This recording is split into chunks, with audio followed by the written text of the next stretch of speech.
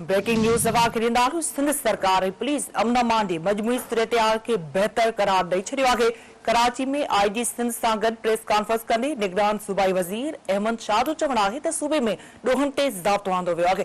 हुन चयो त सिंध पुलिस अमन लाइ बेहतरीन कम करे रही है। आईजी सिंध रिफत मुख्तार जो चवण है तो अवाम ऐं हुकूमत अॻियां जवाबदार आहिनि। हुन चयो त 4 महीननि जी कारकर्दगी बाबति वॾी दावा न कंदो। सिंध चवण है तो आम चूंडुनि में अमन अमान कायम करण ते ध्यान है। ही अहम खबर आवाज सां शेयर कयूं पिया। सिंध सरकार पुलिस अमन अमान जी मजमूई सूरत के बेहतर करार दी छो है।